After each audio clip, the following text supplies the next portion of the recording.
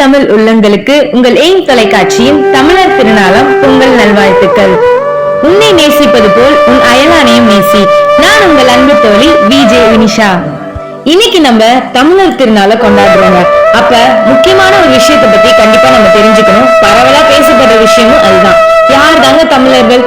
இதுதாங்க நம்மளோட தலைப்பு.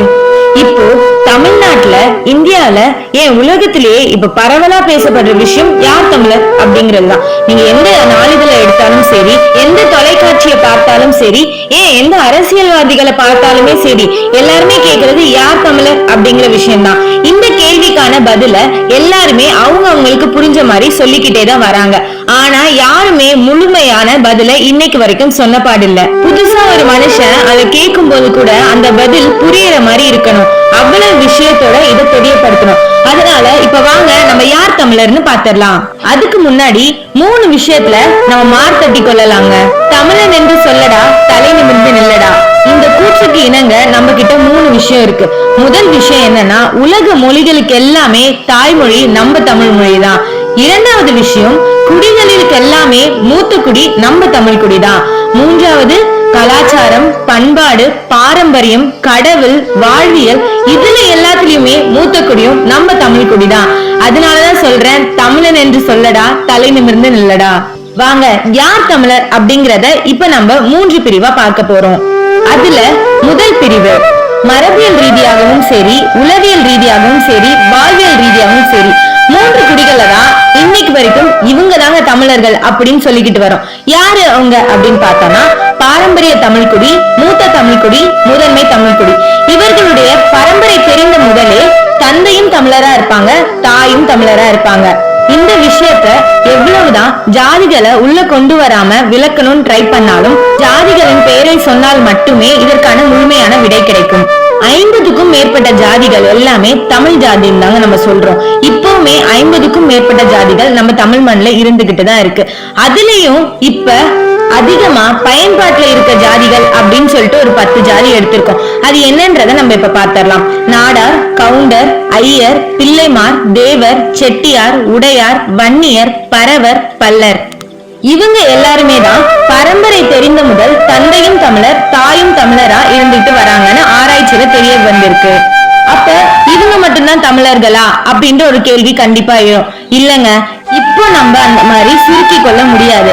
ஏன்னா நம்ம பல கண்டமா, நாடா, மாவட்டமா, மாநிலமா மாறிக்கொண்டு இருக்கிறதுனால ஒவ்வொருத்தரும் தமிழர்கள் அங்க பிரிந்து பிரிந்து இருக்காங்க. அதனால இரண்டாவது பிரிவா நான் சொல்ல வர்றது என்ன அப்படின்னா, தந்தை தமிழரா இருந்து தாய் மலையாளியா இருந்தாலும் அவர்களுக்கு பிறக்கக்கூடிய பிள்ளைகளும் தமிழர்கள் தான்.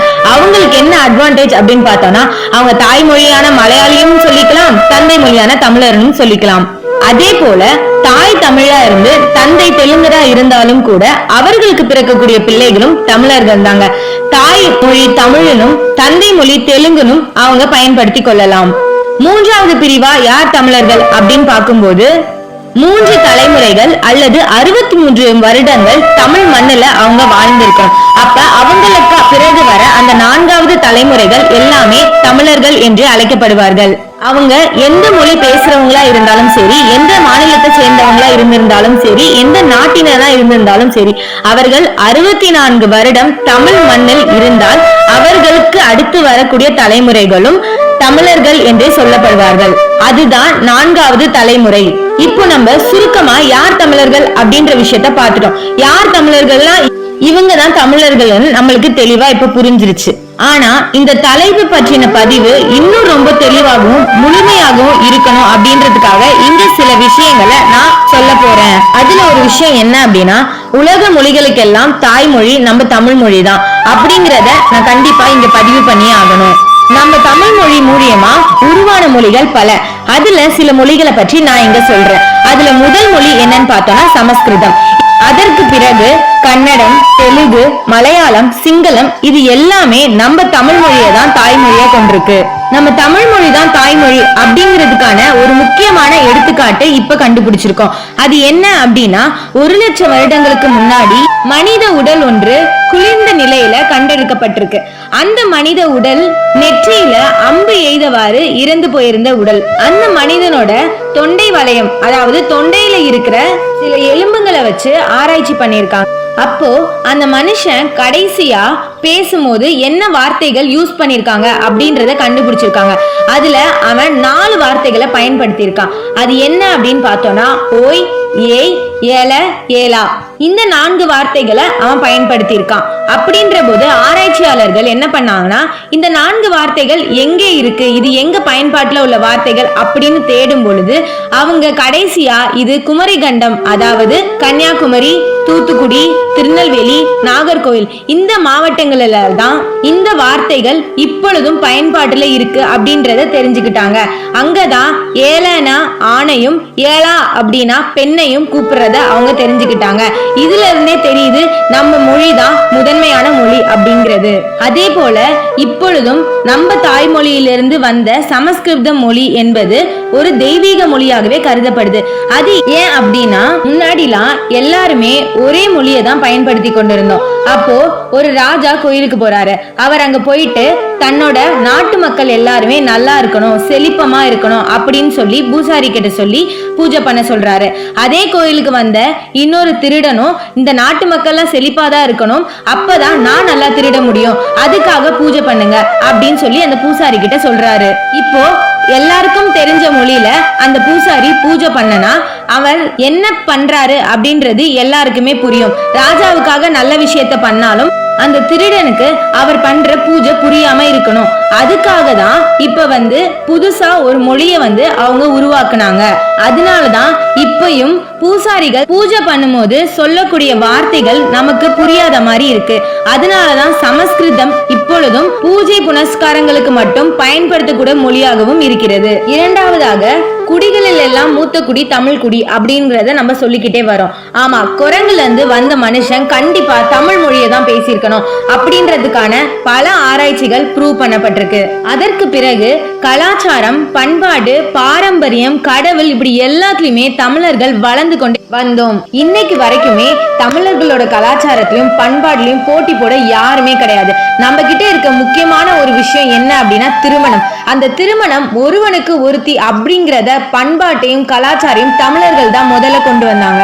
அதற்கு பிறகு விவசாயம், அப்புறமா காட்டு விலங்குகள், வீட்டு விலங்குகள் இப்படி எல்லாத்தையுமே பிரித்து எடுத்தது தமிழர்கள் தான். அப்ப உள்ள மனிதர்கள் எல்லாருமே 30 இருந்து 50 கிலோ எடை உடையவர்களா தான் இருந்திருக்காங்க. அதனால அவங்க இறைச்சின்னு எடுத்துக்கொள்ளும் பொழுது 50 கிலோவுக்கும் கம்மியா உள்ள இறைச்சிகளை தான் அவங்க உட்கொண்டாங்க. இப்படி தமிழர்கள் பல விஷயங்கள்ல முன்னேறி கொண்டே வந்தார்கள். அதற்கு பிறகு இசை அப்படிங்கிறதையும் தமிழர்கள் தாங்க கண்டுபிடிச்சோம். அதே போல மரங்களுக்கும் விலங்குகளுக்கும் உணர்வுகள் உண்டு, அதன்கிட்ட நம்ம பேசும்போது அவங்க நம்மளுக்கு ரெஸ்பான்ஸ் பண்ணுவாங்க அப்படிங்கிற விஷயத்தையும் நம்ம கண்டுபிடிச்சோம். ஆனா அப்ப அது ஏற்றுக்கொள்ளப்படல. ஆனா இப்ப பல ஆராய்ச்சிகள் அத ஆமா அவங்க சொன்னது உண்மை அப்படிங்கறத ப்ரூவ் பண்ணிருக்காங்க. ஒரு மரத்துக்கிட்ட டெய்லியும் கோடாலியும் அருவாளும் எடுத்துட்டு போனா அது சோகமா இருக்கிறதாகவும், ஆனா பாட்டு பாடி அது கூட டெய்லியும் பேசினா அது பூத்து குலுங்குவதாகவும் இப்போ ஆராய்ச்சியில சொல்லியிருக்காங்க. அதே மாதிரி விலங்கு கிட்ட இடத்துல இசை பாடிக்கொண்டே நம்ம அதுகிட்ட எந்த அளவுக்கு இருக்கிறோமோ அதே அளவுக்கு அது நம்மளுக்கு ரெஸ்பான்ஸ் பண்ணுது அப்படிங்கறதையும் தமிழர் தான் கண்டுபிடிச்சாங்க. இன்னைக்கு ஆராய்ச்சிகளில் எல்லாம் ஆமா அப்படின்னு சொல்லியிருக்காங்க. இப்பேற்பட்ட புரிதல்களையும் பாரம்பரியமும் பண்பாடும் கலாச்சாரமும் கொண்ட தமிழ இனத்தை, தமிழ் மொழியை எப்படி மற்றவர்கள் நானும் தமிழர்கள் என்று சொல்வதை ஏற்றுக்கொள்ள முடியும்? அவரவர்களுக்கு அவரவர்களுடைய இனமும் மொழியும் கண்டிப்பாக சிறந்ததுதான், உயர்ந்ததுதான். ஆனால் இதில் சொல்லப்பட்டது யார் தமிழர்கள் என்பதுதான். இந்த தலைப்பு உங்க எல்லாருக்குமே புரிஞ்சிருக்கும், தெரிஞ்சிருக்கும்ன்றத நம்புறோம். இனிமேல் யார் தமிழர் அப்படின்ற குழப்பமே வேண்டாம். இதே போல பல விஷயங்களை பத்தி தெரிஞ்சுக்கணும் அப்படின்னா நம்ம எய்ம் யூடியூப் சேனலை சப்ஸ்கிரைப் பண்ணுங்க, பக்கத்துல இருக்க பெல் ஐக்கானையும் கிளிக் பண்ணுங்க. வாழ்க தமிழ், வளர்க தமிழ்.